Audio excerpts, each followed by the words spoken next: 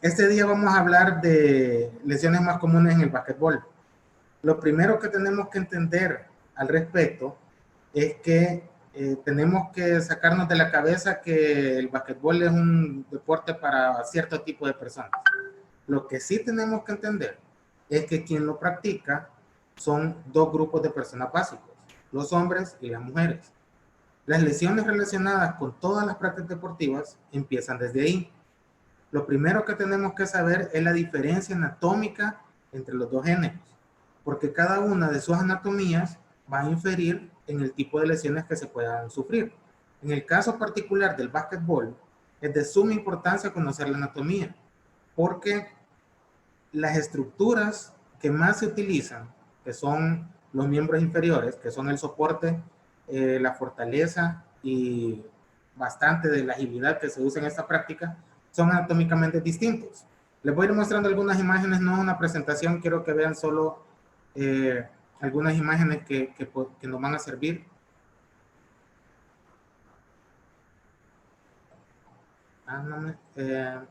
Laura, ¿me ayuda para compartir las imágenes, por favor? Ahorita le doy el acceso. Dame un segundo. Bien, en lo que nos preparan esto, básicamente son dos cosas importantes. Uno es la pelvis. La pelvis del hombre y de la mujer es distinta. Y por lo tanto, los ejes sobre el miembro inferior van a ser distintos también. La línea o el eje que se conoce como femorotibial están conformados de forma distinta en los dos géneros. Y eso va a llevar a que tengamos distintos tipos de lesiones.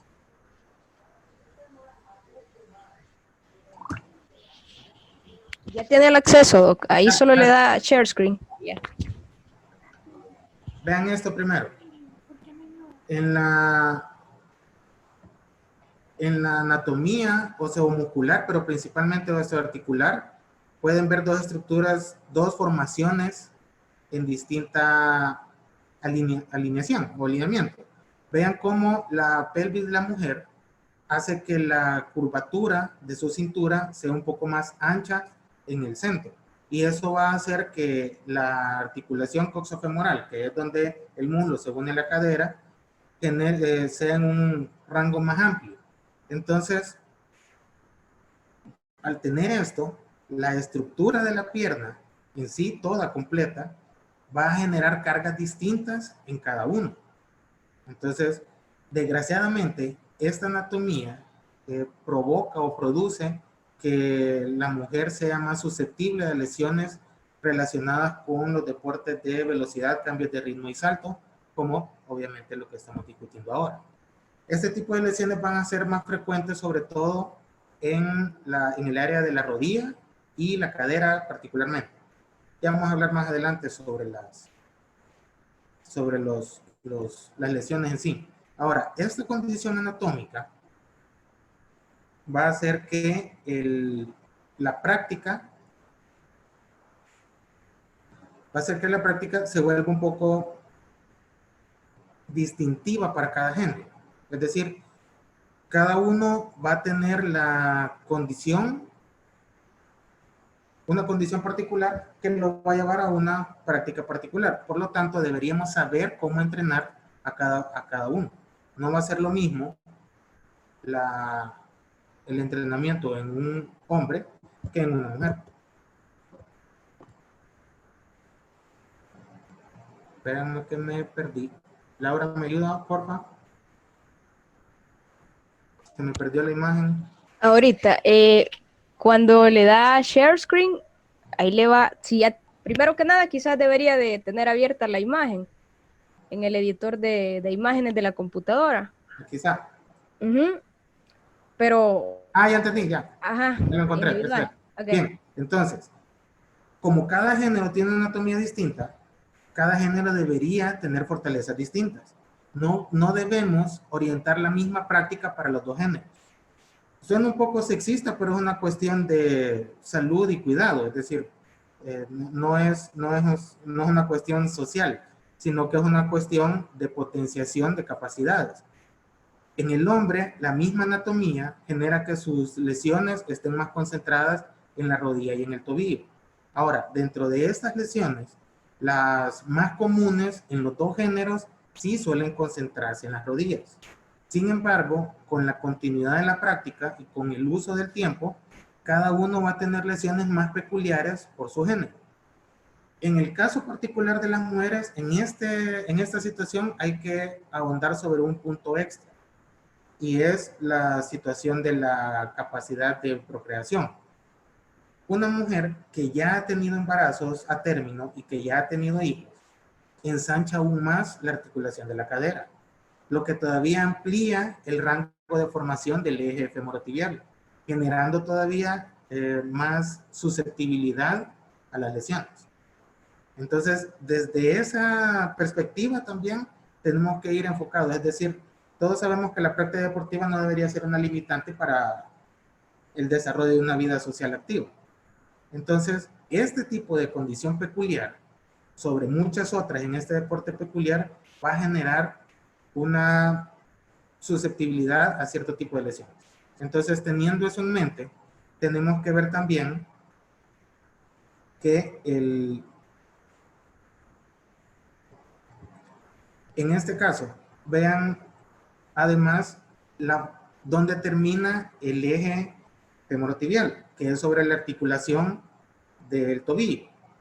Sabiendo que ya hay una alteración en el alineamiento de la cadera, el fémur y la tibia, tenemos que entender también que esto termina repercutiendo sobre la articulación del tobillo, que en el básquetbol es una de las más delicadas. Tenemos que hacer o saber de cada uno de nuestros jugadores cuál es la desviación de ese eje y sobre todo cuál es el tipo de pisada que tiene, porque cada uno de los tipos de pisada también va a generar fortalezas o debilidades acompañadas sobre el eje que se maneja. Todos sabemos que las que son pronadoras y supinadoras extremas o sobres van a ser los que más tendencia tienen a los famosos E15. Sin embargo, esto puede ir compensado o controlado por el alineamiento del eje en la cadera. Entonces, si nosotros nos dedicamos a hacer estas previsiones y enseñamos a nuestros deportistas a fortalecer las estructuras que una vez analizadas encontramos débiles, vamos a reducir muchísimo la frecuencia de las lesiones. Entonces, como pueden ver en esta imagen, hay un análisis sobre el tipo de pisada basado en la desviación del tobillo en relación al eje de la tibia. Pero recordemos que el miembro inferior es una conexión directa, continua hasta la cadera. Entonces, sobre esta deberíamos hacer una prospección del fémur y finalizando en la articulación de la tibia.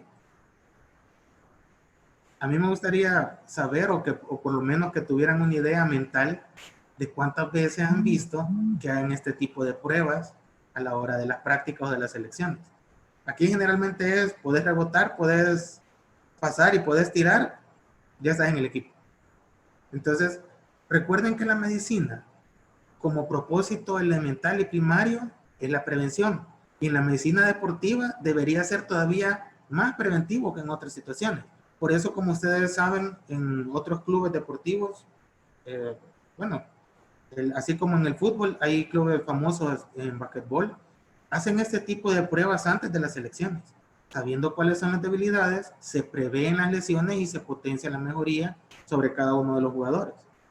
Ahora, haciendo este preanálisis, podemos pasar a lo que ya en la acción vemos. Aparte de la situación del eje femorotibial y de la articulación del tobillo, tenemos otra situación que es la formación propia del pie, en particular la formación del arco. Hay muy pocas imágenes de eso. Aquí es una imagen relacionada con la supinación y la pronación. Sin embargo, lo que me interesa que vean es la marca que deja el vacío del arco en cada pisada. La marca del centro, que es pronación, es lo que se conoce como pie plano. La de la derecha, que marca supinación, es la que se conoce como arco cabo o hiperarco. Y el neutro es el más común de todos. Esta formación en el pie es otra condición que nos va a llevar a lesiones. Si el arco está muy pronunciado, se forma una curvatura exagerada que limita o disminuye la capacidad de apoyo del cuerpo sobre el pie, generando lesiones más comunes en el talón, en el talón de Aquiles, y de las que rara vez se habla, que son las lesiones propias de los huesos del pie, que son problemas intraarticulares, son dolores osteotendinosos propios del pie, no relacionados con el tobillo. Y eso se debe al tipo de esfuerzo y sobrecarga que genera el pie por su propia anatomía. Ahora, lo más común que conocemos es el pie plano, que son personas que tienen dificultades tanto para generar velocidad en corrida y problemas de salto. Pero lo que muy pocas veces se habla es el problema del hiperarco, que es todavía más lesivo, porque es todavía más propenso a fracturas y a lesiones internas del pie. Entonces, dentro de todas estas, la más común del tobillo suele ser el E15. Sin embargo, no es la única.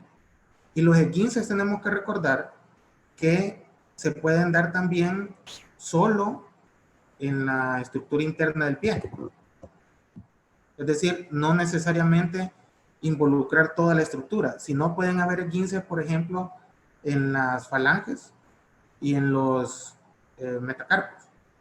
Entonces, esos E15 que se pueden dar dentro de la estructura del pie son las que están relacionados principalmente con la anatomía propia de la formación del arco y de la base plantar. Bien, veamos. Quiero ver si traje la otra.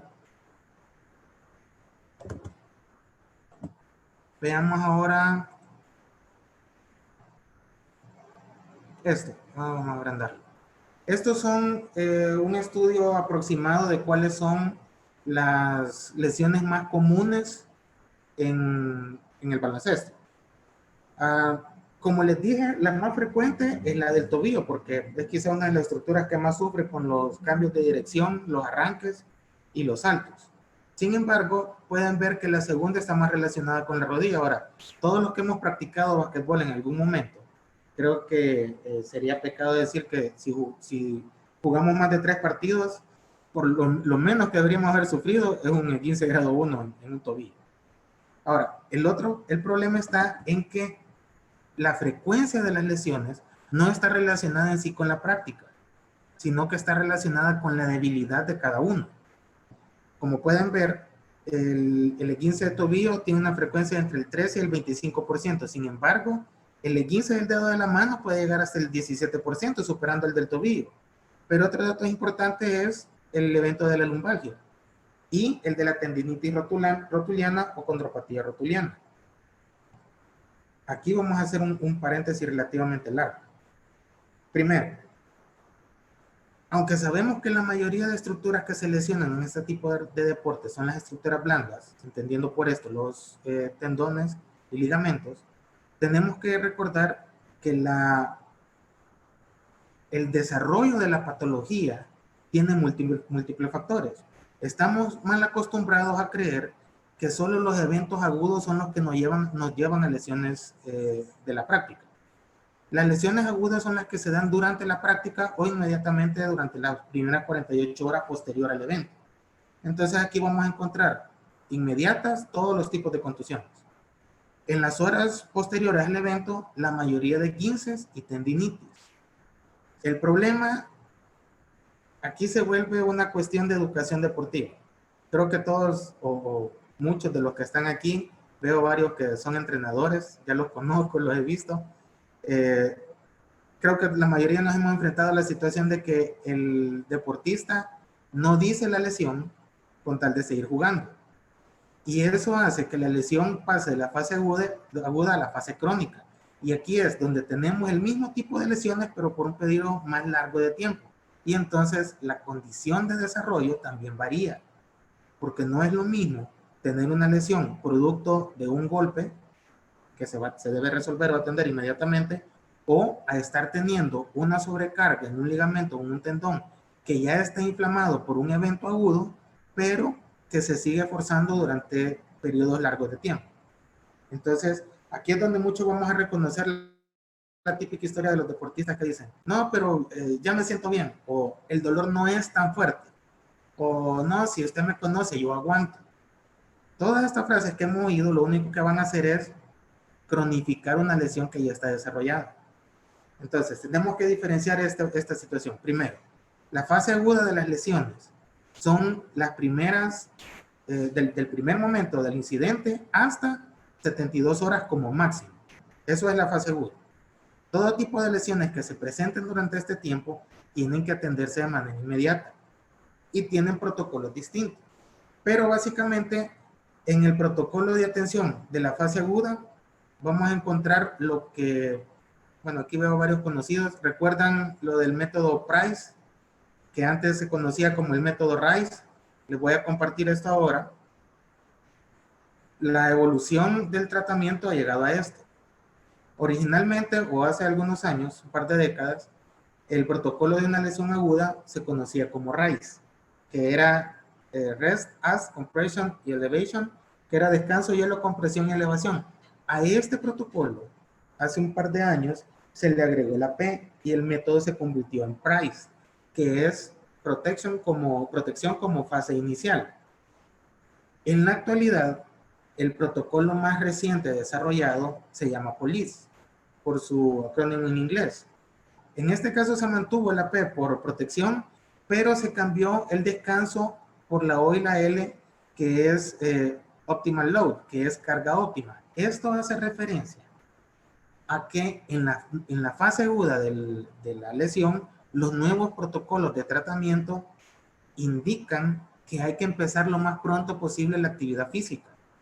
Aquí tenemos que sacarnos un poco de la mente todas aquellas cuestiones mitológicas o leyendas urbanas, no sé ni cómo decirle, que nos enseñaron quizás cuando estábamos pequeños y que algunos todavía practican, como por ejemplo, si te quinzas el tobillo, no te quites el zapato para que no se hinche más. Si te torciste un dedo o igual un esguince de tobillo, hay que jalarlo para que reacomode. Es decir, todas esas prácticas, pues creo que ya pasamos un poco de la era neandertal de la medicina deportiva, y ahora en los nuevos avances, como pueden ver en la imagen, los protocolos han cambiado. Entonces, el nuevo protocolo POLICE hace justamente eso. La intención es el uso de la actividad física lo más pronto posible para la recuperación más efectiva de la lesión. ¿Qué significa esto? En la medicina actual se ha demostrado que el trabajo de carga óptima, incluso con una lesión, favorece la reducción del tiempo de recuperación. En el caso particular de los esguinces, que ya sabemos que del grado 2 para arriba hay algún tipo de ruptura, si nosotros empezamos a trabajar activamente la estructura esguinzada, la cicatriz se reduce. La capacidad de recuperación y de respuesta de la estructura se potencia. Y los tiempos de recuperación se reducen muchísimo. Entonces, ustedes pueden leer en protocolos antiguos, por ejemplo, el manejo de un esguince grado 2 es enyesado, indistintamente de la estructura, enyesado por 3 a 4 semanas y después empezar rehabilitación. Y conste que decía rehabilitación. No decía fortalecimiento ni recuperación activa, que es lo que se busca ahora. Entonces, esta particular nueva característica del protocolo más reciente es lo que ha mejorado aún más la capacidad de respuesta del deportista ante la lesión.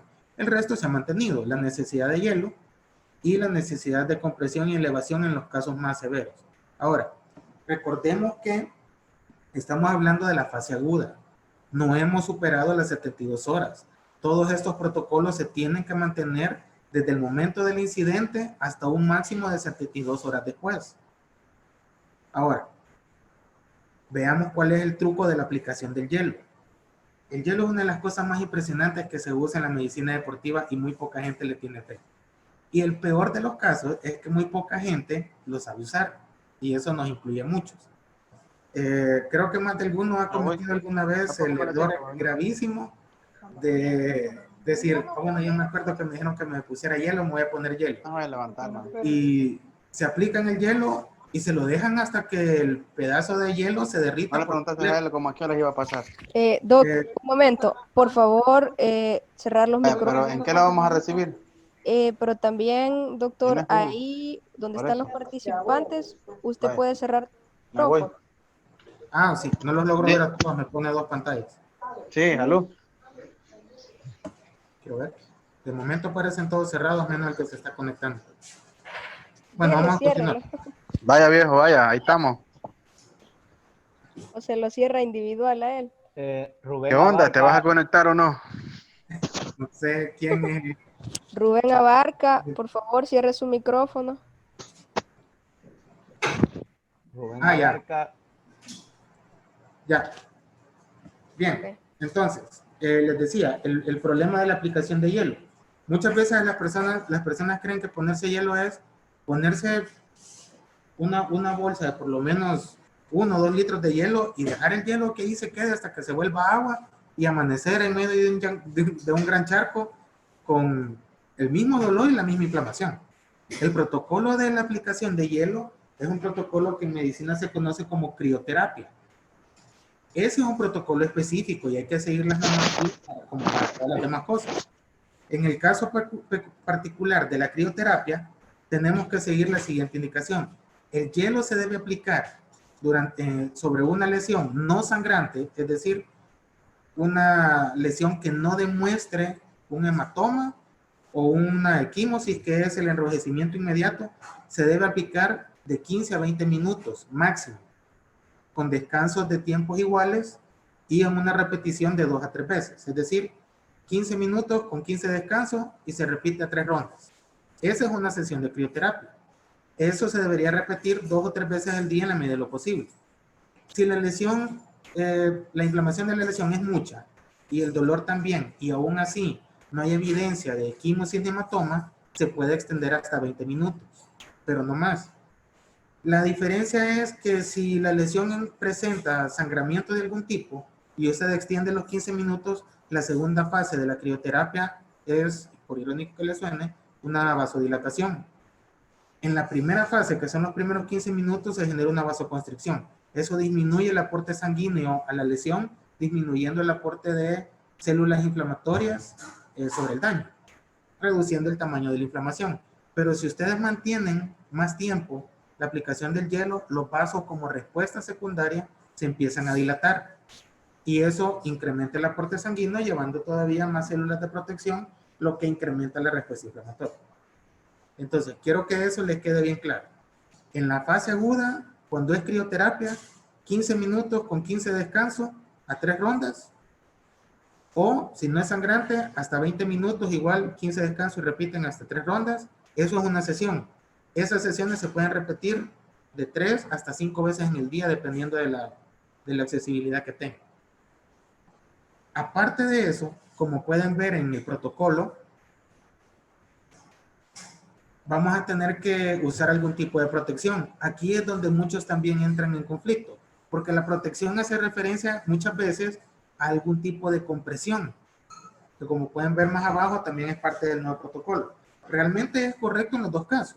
Es decir, tenemos que tener las herramientas necesarias para generar algún tipo de protección, generalmente vendajes, que también sean compresivos, porque el hecho de la compresión sobre la lesión primero va a disminuir el aporte sanguíneo, disminuyendo la respuesta inflamatoria, y también va a generar una especie de anestesia neural, lo que disminuye el dolor.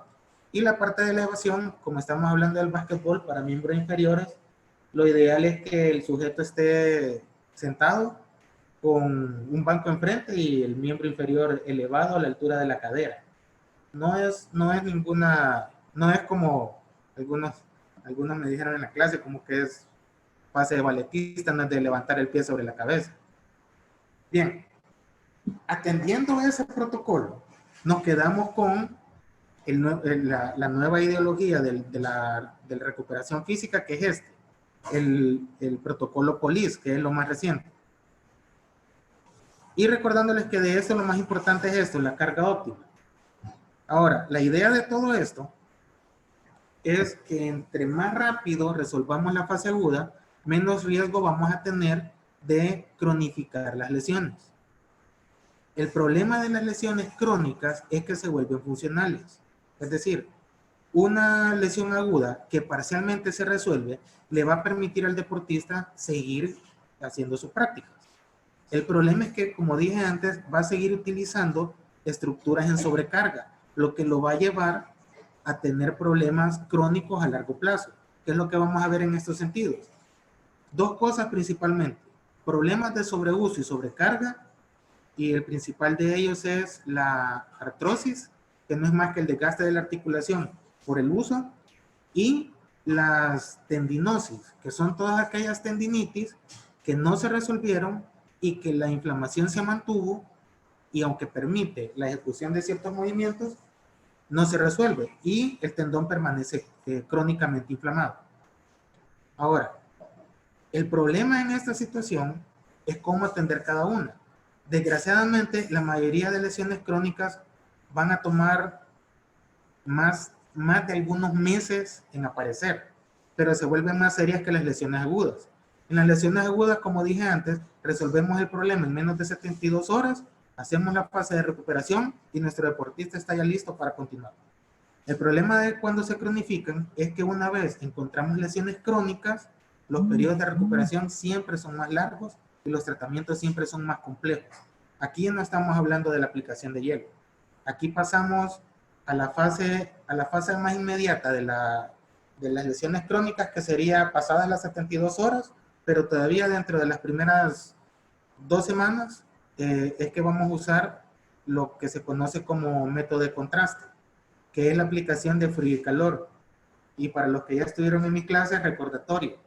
En el método de contraste son 2 minutos de frío, empezando con el frío, y 4 minutos de calor. El frío sigue siendo hielo. Ahora, si ustedes tienen la capacidad de conseguir de esas máquinas modernas que sueltan vapor frío, genial. Son sumamente efectivas. Y ahora justo antes de que empezara la pandemia, ya tenía una cita para ir a ver los nuevos tanques de crioterapia de helio, de nitrógeno, perdón, que se supone son la maravilla andando. Ya los trajeron aquí, no sé cuánto cuesta la sesión, pero estoy seguro que es caro. Pero en el caso particular de que estamos, que es la fase de contraste, eso dejémoslo para la fase aguda. En la fase de contraste tenemos que estar alternando constantemente frío y calor. Repito, empezamos con el frío 2 minutos y continuamos con el calor 4 minutos sin descanso. Es decir, aplicamos el hielo sobre la lesión, lo quitamos y aplicamos el calor. El calor puede ser, si es en clínica, se pueden utilizar lámparas de infrarrojo o calentadores con láser, que son un poco más efectivos. En la casa también se puede hacer. Terapia de contraste casera no es nada más que poner a hervir agua y mojar una toalla. No se la vayan a poner hirviendo y después me quieran demandar por lesiones secundarias. Es el calor donde aguante. Si quieren volverse un poco homeopáticos, que es la moda, pueden poner a hervir orégano, que es un antiinflamatorio natural. Y antes de que alguno vaya a escribir por ahí la pregunta, no, el chichipince no. El chichipince es astringente. Eso sirve para heridas. Eso es para otro tema. Bien, entonces, así es el manejo. La fase aguda, crioterapia exclusivamente, más el protocolo POLIS. Fase crónica inmediata, pueden mantener el protocolo POLIS, pero ya no van a hacer crioterapia, sino que terapia de contraste. Ahora, ¿qué más tenemos que hacer? Y es aquí donde se arman las grandes discusiones siempre para los manejos. Y es la fase activa de la recuperación. Cuando nosotros tenemos a nuestro deportista con el dolor resuelto y la fase aguda controlada, podemos pasar a la fase activa. Tenemos que hacer una secuencia coherente, es decir, no porque ya se le quita el dolor lo van a poner a ustedes a entrenar normalmente y exponerlo a las rutinas de salto y corridas y demás. Lo primero que tenemos que evaluar en un deportista con una lesión es la propiocepción. Aquí, como pueden ver en la imagen, esto es parte de lo moderno. Antes se usaba una cuestión que se llamaba tabla de Freeman, que es básicamente lo mismo que están viendo, pero al revés. Se paraban sobre la parte plana. Todavía se usan algunas para algunos tipos de lesiones y fases de recuperación, pero esto es lo mejor. ¿Para qué sirve la propiocepción? La propiocepción le va a dar a usted y a su deportista una idea de cuál es la situación real de la articulación lesionada, indistintamente de cuál sea en el miembro inferior. La propiocepción, por ejemplo, en la primera imagen, nos va a permitir saber cuál es la situación real del tobillo, de la rodilla, incluso de la cadera. Si alguna de estas presenta algún dolor a la hora de estabilizar el cuerpo. Tenemos que probar las dos articulaciones, aunque solo una esté dañada. Y a partir de esto podemos empezar a desarrollar ejercicios más allá de la fase diagnóstica. En la primera fase, ustedes solo van a poner o a evaluar al paciente solo en movimientos, en posturas pasivas de equilibrio. Pero una vez pasa eso, ya podemos pasar a la fase activa donde usamos el mismo equipo, pero con algún tipo de movimiento o carga para empezar a desarrollar la tonicidad y la fuerza muscular. Pasando esto, que puede ser corto si el sujeto responde rápido, esto lo estamos haciendo en una cuestión de 2-3 días. Si la respuesta es buena y los dolores no son muy intensos, entonces pasamos a lo que todo el mundo discute, que es la fase de fortalecimiento. En la medicina deportiva está hartamente demostrado que una de las mejores cosas y de las más necesarias que el deportista lesionado tiene que hacer es recuperar el tono, la fuerza y la agilidad estructural de la parte dañada. Veamos otra vez.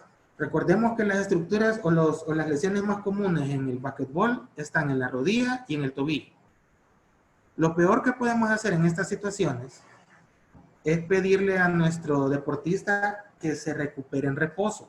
Es decir, mandarlo a la casa, hacer el protocolo de crioterapia o hacer el de terapia de contraste y nada más. Que se quede solo con eso es lo peor que podemos hacer.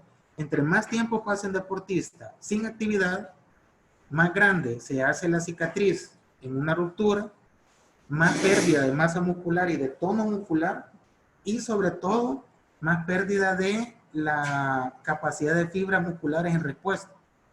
Entre más tiempo pase inactivo, más tiempo nos va a tomar a nosotros recuperar la capacidad de ese deportista. Entonces, entre más rápido lo tengamos listo o activo, más rápido lo vamos a llevar a la cancha nuevamente. Por eso es que el nuevo protocolo en la fase aguda, como ustedes vieron, en el que se conoce como protocolo POLIS, incluye ahora cargas óptimas que se refiere a la actividad física posible dentro de la fase aguda. Y después de ello, continuar con la fase de recuperación activa. Ahora, aquí pueden escribir todo lo que quieran y vamos a ver cómo respondemos. Pero que les quede claro, sí es necesario el trabajo de gimnasio con pesas.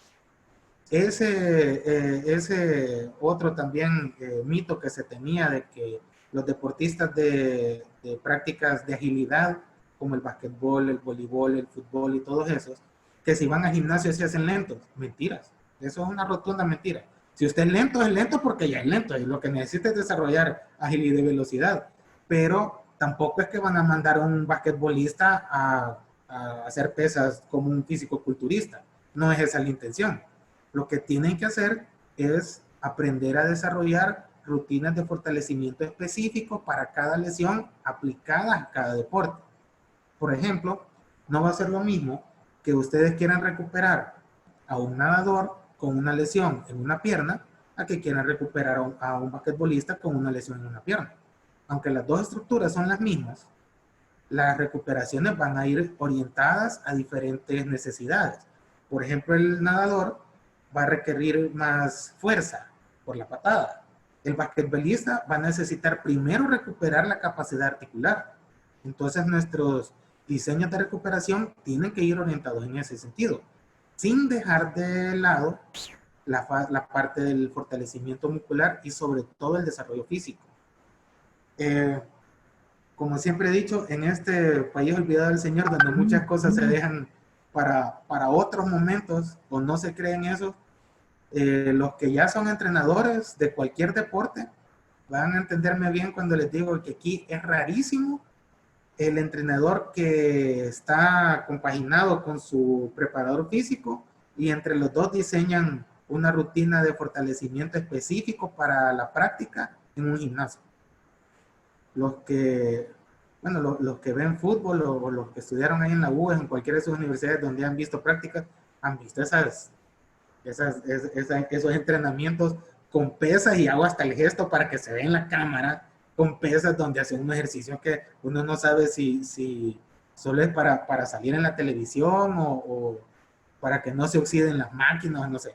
Pero la cuestión es que la actualidad ha demostrado que es más que necesario el fortalecimiento en gimnasios con rutinas específicas. Y estamos hablando de todos los deportes. No hay que quitarnos de la mente que la utilización de pesas solo es para el que va a ser físico-culturista o levantador de potencia. Eso ya no es así. Y si no, bueno, pueden ver las imágenes actuales. Pueden comparar ustedes el físico de los deportistas de la actual NBA con la de hace unos 30, 40 años. Ustedes han notado ahora que el desarrollo físico muscular de los deportistas en la actualidad es una cuestión que si ustedes comparan con hace 30 años de la misma liga, nada que ver, una diferencia rotundamente abismal. Lo mismo pasa en los otros deportes. Entonces, eso sí quiero que les quede claro. Es muy bueno que si ustedes no lo conocen, empiecen a leer o se asocien con alguien que los pueda guiar para ir aprendiendo sobre estas rutinas de desarrollo físico que son de suma necesidad para la recuperación activa de nuestros deportistas. Conste, estoy hablando de la recuperación activa pasada la fase aguda. No vayan a mandar al gimnasio a alguien con un 15 grado 2 que todavía tiene el tobillo como que está mal. Entonces ahí las reservas. Bien, lo otro que les quiero compartir es esto.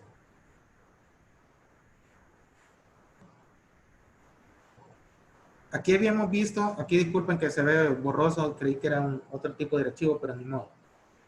Aquí hay dos cosas en las que me quería detener que les había advertido, y es en las lesiones de tendinitis y condropatía rotuliana. La tendinitis rotuliana, esa tiene dos fases. La fase aguda, que es la famosa rodilla del saltador, creo que muchos la conocen y todos los que han jugado básquetbol algún día la han sufrido, que es un dolor muy peculiar en la parte inferior de la rótula, producto de una lesión en el ligamento rotuliano. Ese no es el problema. El problema es que si eso no se resuelve, ese mismo ligamento va a engrosarse y va a mantenerse crónicamente inflamado, permitiendo la actividad física, pero generando dolor recurrentemente. Entonces va a llegar un momento en el que el deportista va a jugar un partido, pero no puede entrenar en la semana. Se recupera para el partido, pero no hace el entrenamiento completo. O peor aún, juega un partido y tiene que descansar una semana. Entonces pongan atención a los eventos de este tipo, sobre todo en el ligamento rotuliano. Es bien fácil de evaluar, incluso para los que no son médicos. Se palpa la rótula, el hueso de la rótula, y inmediatamente abajo usted palpa con la yema del pulgar y va a sentir una especie de cordón grueso, sumamente grueso, exactamente como que fuera una cinta trenzada. Eso es una tendinitis crónica. Ya no digamos cuando el deportista les va a comentar, o ustedes ven que durante los entrenamientos de salto empieza a caer sobre una pierna nada más. Pongan atención a eso, porque muchas veces están ocultando el dolor de la otra. Y siempre hagan pruebas, siempre le he dicho, hagan pruebas en las dos. Hagan ejercicios selectorizados, es decir, prueben las dos extremidades a la hora de los entrenamientos. Bien, el problema de la mayoría de lesiones crónicas tendinosas es que van a necesitar, aparte de lo que ya hablamos, van a necesitar procesos médicos un poco más complejos. Aquí vamos solo a mencionar el hecho de las infiltraciones. Los que ya han pasado conmigo, porque veo también incluso un par de pacientes, los que han pasado conmigo, les recuerdo que yo no soy de los que dejan las infiltraciones con esteroides como última carta. Todas las lesiones deben de atenderse primariamente en la fase aguda con el protocolo que ya vimos, y de ser necesario usar analgésicos, antiinflamatorios, relajantes musculares, masajes, en algunos eventos incluso quiropraxis cuando hay lesiones lumbares. Pero ya cuando todo esto fracasa y nuestro deportista no mejora, pues las infiltraciones son la última carta. Porque ya después de eso ya solo queda la cirugía, pero eso es tema de otro medio. Lo otro que quiero que les quede claro, y aquí sí pongan un poco de atención porque veo muchos jóvenes y esto no lo quieren oír, o no les va a interesar ahorita. Recuerden esto, toda práctica deportiva es un trabajo para lesionarse. La diferencia es que estamos buscando una lesión orientada con un propósito específico, no una lesión dañina, por decirlo así. Sin embargo, aunque la práctica deportiva esté orientada y esté bien hecha, las repercusiones a largo plazo siempre se van a presentar. Y la principal de ellas en el basquetbolista es la condición que se llama artrosis, que no es nada más, o lo pueden encontrar como osteoartrosis o osteoartritis, que no es nada más que el desgaste de la articulación por el uso y sobreuso. Fíjense bien, la articulación de la cadera recibe, con el mero hecho de estar caminando, alrededor de 3 veces su propio peso corporal en presión. La rodilla recibe aproximadamente 3.5 veces su propio peso corporal en presión. Pero cuando usted corre o salta o sube gradas, la rodilla recibe hasta 10 veces su propio peso corporal en presión. Para que me entiendan bien, me voy a poner como ejemplo. Gracias a esto de la pandemia logré bajar el último kilo que me faltaba y ya volví a mi marca de 82. Entonces, digamos que voy a redondear mi peso en 80 para que los números me salgan fácil. Significa que yo, cuando salgo a caminar, indistintamente de la distancia, en cada paso que doy, le estoy metiendo 240 kilos de presión a mis rodillas. Recuerden, 3 veces el peso corporal. Pero cada vez que subo una grada o cada vez que hago un salto, cada una de mis rodillas puede recibir hasta 800 kilos de presión. Eso es una cuestión que no va a pasar inocua en el tiempo. Lo que sucede es que para la mayoría de jóvenes que están ahí, sus anatomías recientemente estrenadas todavía soportan. Pero a la larga, la sumatoria de todos esos daños siempre va a tener una repercusión. Y eso es el principal problema.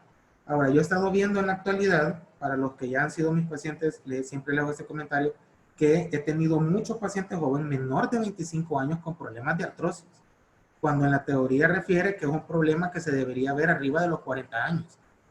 ¿Qué es lo que tienen en común todos estos pacientes? Son deportistas y de deportes de salto. La mayoría son basquetbolistas o practican voleibol.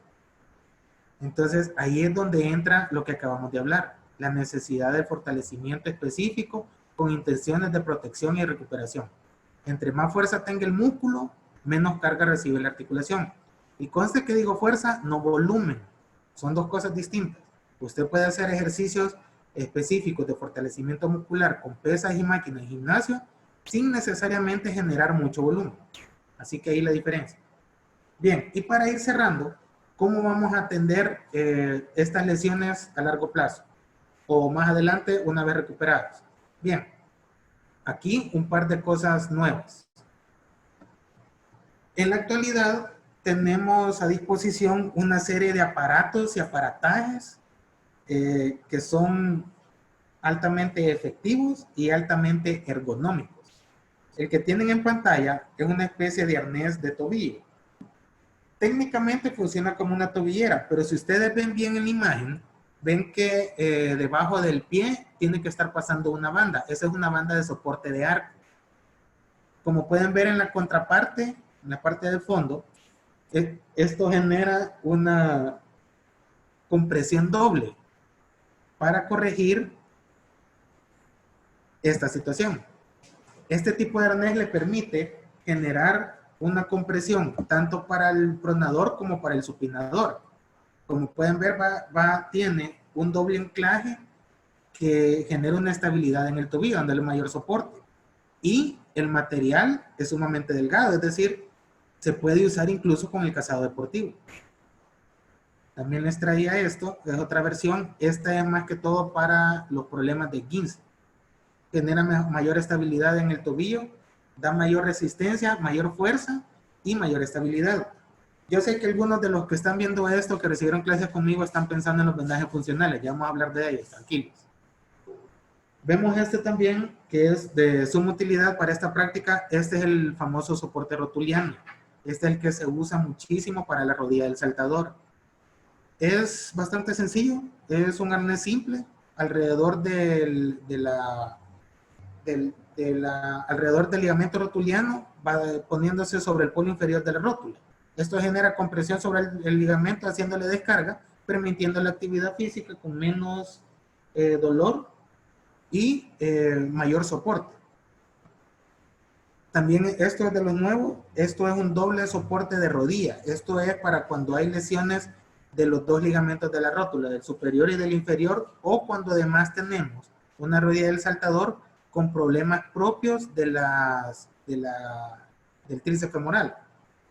Esto genera bastante descarga sobre la articulación y sobre los músculos y tendones, permitiendo una mejor práctica deportiva y una mayor capacidad en la fase aguda de la recuperación. Y si no me equivoco, esto creo que es de las últimas. Estos también son cosas modernas. Estas son para problemas de cadera. Esto es un soporte de cadera. Básicamente es un arnés que ancla el muslo, haciendo una compresión sobre la articulación coxofemoral, permitiendo la descarga de la articulación, favoreciendo la capacidad de movimiento sin dolor. Como pueden ver, todas estas cosas que hemos visto son de materiales delgados que permiten utilizarse dentro o debajo de la ropa deportiva. De estos arneses de cadera hay unos más nuevos que todavía son mucho más delgados.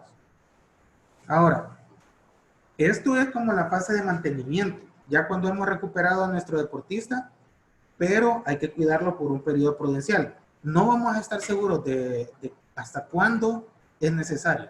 Tenemos que darle tanto tiempo de protección como el deportista lo refiera, lo necesite. La referencia más básica es hasta que desaparezca el dolor en las prácticas más intensas. Finalmente, todo esto que ustedes han visto, obviamente son para cuando ya tenemos deportistas identificados con sus lesiones y que los podemos ir atendiendo a largo plazo. Sin embargo, en las fases agudas también podemos hacer cosas inmediatas. Aquí está, para los que esperaban, los famosos vendajes funcionales. Para los que ya recibieron el taller conmigo, espero que no se les olvide.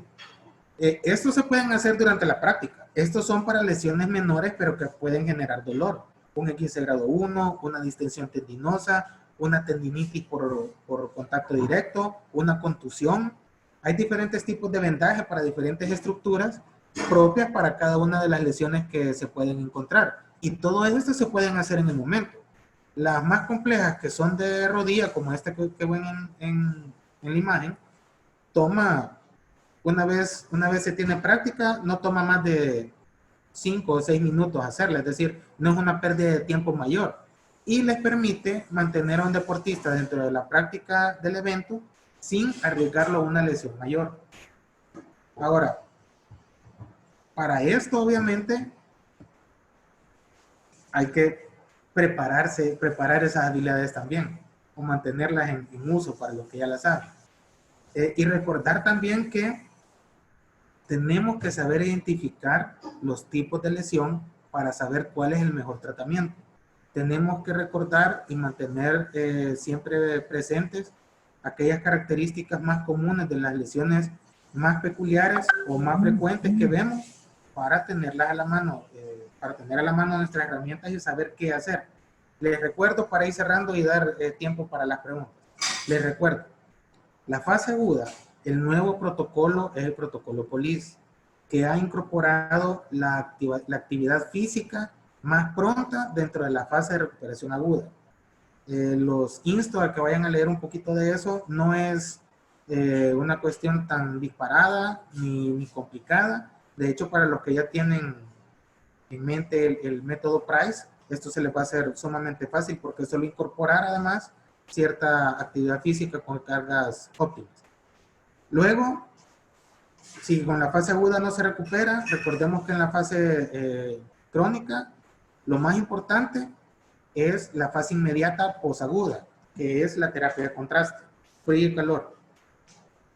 Haciendo el recordatorio, la crioterapia de la fase aguda, 15 minutos a 20, con el mismo tiempo de descanso, a 3 veces, tantas rondas como sea posible en el día. Y la terapia de contraste, 2 minutos con frío, siempre empezando con frío, 4 minutos de calor sin descanso, y repetir continuamente hasta cumplir 3 rondas, que son 18 minutos, o un máximo de 5 rondas, que es media hora. Si necesita algo más de eso, llamen al médico, pueden llamar al que está hablando, o pueden conseguirse a otro, pero déjenle esto a la parte médica. No anden inventando recetar medicamentos. Ya vieron los arneses, ya vieron las técnicas modernas de protección. Y creo que no hay más que decirles que tengan en mente las tres lesiones más comunes del básquetbol: esguinces en el tobillo. Recuerden las diferencias entre el esguince grado 1, grado 2 y grado 3. Las tendinitis en la rodilla, principalmente la del ligamento rotuliano inferior, pero no olviden las de los colaterales. Y las lesiones propias del pie, no del tobillo. Aquellos dolores propios del pie, pongan mucha atención en los del arco del pie. Y por último, por favor, recuerden, todo lo que se usa se gasta, y nuestro cuerpo es igual. Pongan atención a aquellas lesiones que con el tiempo van apareciendo. No vamos a tener 20 años para siempre, así que ojo con eso. Bien, espero que les haya servido el recordatorio, la presentación. Las imágenes las pueden encontrar fácilmente en internet. Si alguno tiene alguna curiosidad extra o alguna otra cosa, ya saben que pueden comunicarse conmigo. Me pueden encontrar en las redes sociales como DocPenate503. Sí, en las redes sociales es con N, desgraciadamente los anglosajones no reconocen la ñ. Así que DocPenate503 en todas las redes, y ahí con gusto pueden hacerme cualquier otra pregunta.